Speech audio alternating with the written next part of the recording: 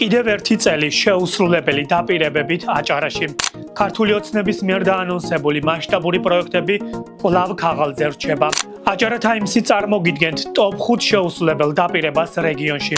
ახალი ნაგავსაყარი სოფელ ცეცხლაურში ობიექტი 2 წელზე მეტია დასრულებულია, მაგრამ ექსპლუატაციაში არ შესულა.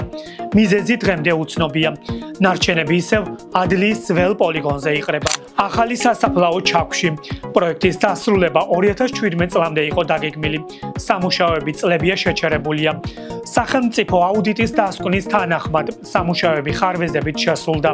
პროკურატურა ამ მიმართულებით წლებია გამოძიებას აწარმოებს.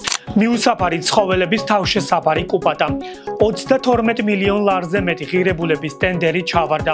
თავშესაფარი არ აშენდა.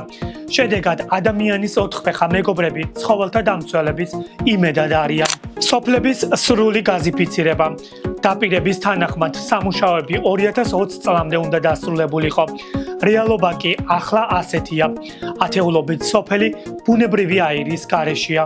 მწვანე ქალაქი ქობულეთში 500 მილიონიანი პროექტი 2019 წელს დაანონსდა. დღემდე არც მშენებლობა დაწყებულა და არც მოსამზადებელი სამუშაოები.